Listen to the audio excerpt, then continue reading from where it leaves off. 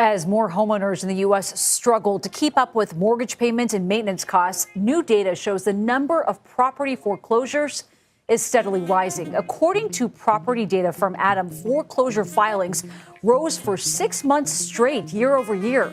And as of August, the number of foreclosures, that was up 18% from the same time last year. See, guys, I don't know if you guys have been keeping up on the housing market, keeping up on if you want to purchase a house. What's going on with the housing market? Well, unfortunately, guys, we are seeing tons and tons and tons of people putting their houses on the market and they cannot sell them. Let's move on to this new report about housing.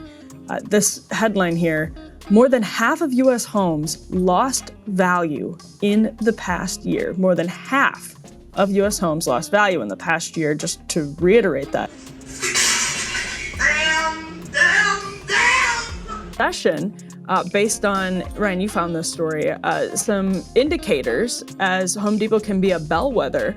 They said, the home improvement chain said it served fewer customers in the past 3 months than expected. This was on an earnings report, latest quarter earnings report from Home Depot, and Home Depot said it was, quote, hurt by fewer violent storms reaching American shores. Well, weird way to say you're hurt. More anxiety among U.S. consumers and a housing market in a deep funk. Let's talk about it. My house has been on the market for 2 weeks. We've determined that we were going to sell our house 3 weeks ago, and we've only had one showing so far. Had one showing the day after it went live, and it cracks me up because I guess after the showing, they send like a survey to the person's real estate agent, like asking like, oh, what did you think about the house, blah, blah, blah. The commentary was the house was beautiful, perfect. The location wasn't good. And I'm just like, I respect it. But also, why would you look at a house that is not in a location that you would like? Because like, that's not something you can change whatsoever. I don't know, that just aggravated my soul. But yeah, it's really slow out here, guys. We've had only one showing in 2 weeks. I'm trying not to freak out because what can I... Man, this so bad, bro. This so bad. The economy so bad, bro. DoorDash only giving $3 orders and shit. Yeah, we about to... economy got so bad, bro. We about to sell the house, bro. But wait! There's more! Hang on to your seat, baby! Cause this one's a screamer! Light bill was like $450 this month. $450, bro.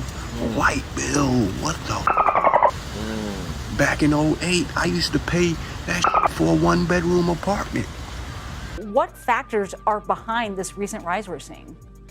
Yeah, honestly, it's not just one thing or the other, but one big reason, inflation. It's a stealth tax on everything. And when prices rise, and it inevitably triggers a bunch of series of trade-offs, especially for the working and middle class. And because housing is more than just one monthly payment, there's all sorts of costs associated with home ownership. The things you can't control: plumbing, maintenance, storm damage, insurance. That's a really big cost. All of that costs money in an era of high inflation. It just costs more than it used to. So, for example, there's a statistic that single-family homeowners with a mortgage today pay on average nearly $2,400 more a year for property coverage. Last time we checked on the housing market, it wasn't looking good. I was telling everyone, look, the housing market is going to continue to go down. What? It's going to continue to go into a buyer's market based on the economy, because let's just do simple economics, right? Everything that goes up must come down. And so a lot of people overpaid, a lot of people couldn't afford it. And then we'll sit here and say, hey man, we don't have enough homes available for sale. Yes, we do. We have an affordability crisis. People overpay for their homes. Instead of being patient and practicing group economics and paying attention to the market and educating yourself, everybody went out and did the same thing that everybody else did, and now you're in a situation, right? And so it's unfortunate that we have to experience this, but I learned my lesson in 2008, and I would never, ever, ever see myself suffer that way again. They cannot sell them, and they don't realize it's the price. They think maybe it's because it's the layout. Maybe it's because my front yard isn't done. Maybe it's because they didn't like the color of the carpet. So now comes the time for question and answer. What do you do when you have a property that you can't sell, that you can't maintain, and you can't take care of? Option number 1, beg, borrow, and steal. You can't be out here telling me, Corey, I need you to lend me $100 and you 56 years old. You need $100 every week. Option number 2, walk away. Option number 3, bury your head in the sand and hope that it gets better. Well, all 3 options leads you to a dead end. I know people who hit hard times. You think I ain't gonna help the homie out? And I know he been putting in work, he done raised the family, because at my age, you done raised the family, or you watched a family, whatever you did. What you need some money from somebody for? You better go out there and get it. Look, man. Somebody say cheat the game. How do you know?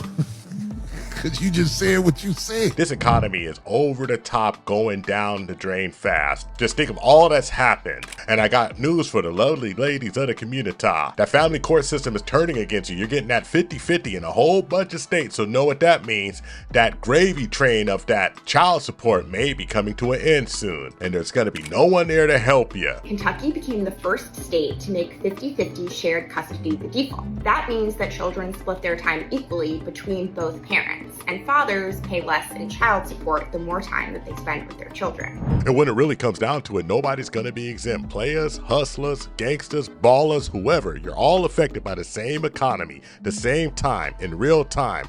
And if you're a homeowner and you're overextended, which a lot of people are, especially in the community, the lovely ladies, extending yourself out so you can floss, so you can stunt, so you can tell the man that they're not who you want, well, guess what? I'm sure the dudes you've been dogging out for years are gonna be right there to help you, right? Yeah, sure. What were you saying? But don't look around for help, ma'am. No. Feminist powers activate. You could do it all by yourself. Strong, independent, don't need a man. Don't need any help. And I know you're gonna say, well, the fellas are gonna be affected too. Yes, ma'am, we are. But one thing we do understand, nobody cares. Nobody's gonna help. Nobody's coming. The government's not here to save us. So you know what we're gonna do? Put our nose to the grindstone, do jobs we don't want, and make sure we take care of our families, because that's what we've been doing for years. You dig? Money makes me your leader. Period, point blank. If I give you money in exchange for services, it don't have to be sex. It don't have to be sex. It could just be things I need to get done. That makes me your leader in a certain situation. So I think a lot of times people, they don't like to be in a position where they feel like somebody is dominant over them. They have a misconception of what leadership is. It's like, if you need somebody for anything, you know, that's just a human condition. So if you need somebody, or you see somebody else dealing with somebody because they need them, because your ego tells you that's not right, doesn't mean that it's wrong. You know what I mean? Polite savages. You better wake up. The world you live in is just a sugar-coated top. There is another world beneath it. The real world. And if you want to survive it, you better learn to pull the trigger. Ladies, gentlemen, and polite savages, we are now about to embark on a journey sure to anger feminists and modern women alike. And nobody's gonna be exempt from the pain that's sure to come, but we gotta keep it a buck. Showboat and strutting and the time for cappage is all over, because this economy is gigajacked, on its way down, swirling around the toilet bowl, because a lot of folks thought that this high was going to be a high forever. People don't learn the lessons of history. You see, when something gets inflated, when things are going well, good times make very, very weak men. And when those bad times kick back in, then the strong men can rise again. So basically, all of these weaklings are about to get washed away. Are you hard and are you fortified? And ladies, I know you was choosing the bear, but you're about to get that bear market. And no, it's not fair, but the truth is the truth. You've been laid off, shucked around, because you were shucking and jiving, slipping and sliding, and thinking that you were better than you actually were. Because when it comes down to it, they gonna teach you everybody's expendable. Especially if you was fake investing, overextending, and straight up and down pretending. As always, the only thing we can do is guarantee to tell you the truth, the whole truth, and nothing but the truth as we see it. And at times, the truth is a bitter pill. But it's time to shut up and take your medicine. So there's nothing else left to do but get on into it. Are you ready? Let's go. So, lenders started the foreclosure process on a little over 25,000 properties in the month of October. This is up 20% from last year. The states with the greatest number of foreclosure starts. Number 1, we have Florida. Texas, 3,080. California had 2,685 new foreclosures for October. Illinois had 1,252. And New York had 1,165 new foreclosures. Too many people overpaid for their properties and overpaid for their houses, and a lot of people also banked on property values continuing to go up. We had a lot of fake investors slash realtors slash flippers. And man, oh man, this economy is getting people down. We've gone through a whole lot. 2025 is a freak show, and the freaks come out at night. And it's a long, cold night and a long, cold winter. I mean, just think about it. Government shut down, SNAP benefits suspended, picked back up, TSA agents walking off the job, layoffs upon layoffs upon layoffs, over 1 million jobs lost in the last couple of years, unemployment on the rise, and this economy is stagnant at best, but we all know that that recession word is right around the corner. And what's next? Foreclosures, foreclosures, foreclosures. You brought that nice property with that high interest rate hoping that you could refinance and beat the system, but this is one thing for certain. That system always wins in the end. You dig? Foreclosures are picking up across the country, but 2 states are starting to get hit pretty hard. July alone, over 36,000 foreclosures were filed in Nevada and Florida. This boils down to about 1 in every 2,300 houses are headed into foreclosure. Now, there's a lot of reasons why people stop making their payments. Could be getting divorced. It could be they lost their job. There's a lot of things that can happen, including people that bought their house and they were over leveraged and now they can't afford to make their payments because the whole marry the house, date the rate nonsense that people were pushing in the industry. So many homeowners were banking on interest rates to come down by now and they could refinance their home and save them a bunch of money and they would look like geniuses. This reminds me of just like the crash in 2008. But then the unexpected happens. Housing prices go down. Poor bastard who bought his dream house, the teaser rate on his mortgage runs out, his payments go up, he defaults. And one of the most interesting things that black women have been shouting at the top of their lungs that they are leading the pack in home ownership, becoming a juggernaut, owning up to 33% of the solo homes in the black community are by females. And nobody's jealous. Hey sis, do your thing. We're actually happy for you. Go out there, get it. Strong, independent, don't need a man. But what happens when that single family income loses that single income? Then you know what? There is no income. And that's why we always say it's better to pair up. It's better to have a little backup. It's better to have somebody working for you instead of working against you. But see, this independent streak, independence means by themselves.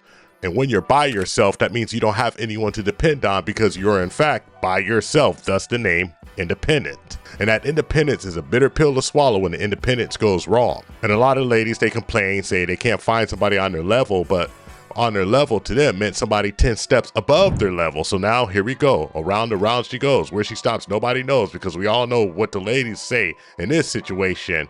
When that man who wasn't up to status was trying to get with them, they used to look at him dead in the eyes and say, a broke man? It's like, well, you know the rest. I once heard my grandmother say, a broke man is like a broke hand. Can't do nothing with it. What kind of gangster shit is that? And this is where we separate the men from the boys, the grown-ass women from the little girls. Because a bad economy to the initiated is just like a Tuesday. Maybe you have a little savings, maybe you have a little war chest saved up, maybe you know some cooperation, maybe you have a family unit that you can deal with, but if not, you're gonna have to do what you have to do to get what you need to get. You see a lot of ladies, and when it gets hard, they go straight to the sugar baby mode. They go on and try to find them somebody to snuggle up to them that they wouldn't even deal with before. But guys are hip to the game, and I'm hip to the fact you can't spin the block. No more, hey, big head text, ma'am. You're gonna have to really bring value to the table. Because the folks who have it, they're going to keep it and they ain't going to just be giving it away willy-nilly because you bat your eyes and say you're cute. You may have to go do one of those jobs that you said was beneath you. Oh, how the mighty have fallen. But hey, it is what it is. Because when it comes down to it, many moan and complain like it's never going to end. But let me tell you one thing, my friend, this cold winter has just begun. You dig? Let's move on to this new report about housing. This headline here, more than half of U.S. homes lost value in the past year. More than half. Foreclosure rates are on the rise across the country, particularly here in Florida. According to real estate experts, the Sunshine State leads the U.S. Lenders in Florida started the foreclosure process on 1 in every 1,800 homes last month. And Tampa has seen the highest rate in the country. The story says home values are falling for more than half of the nation, the biggest share in more than a decade, when the U.S. was still struggling to claw out of the Great Recession. As of October, 53% of homes in the country had lost value in the past year, according to Zillow data.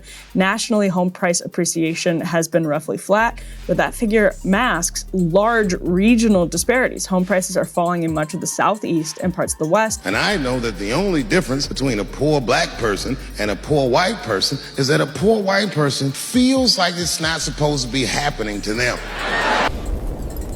Winter is here.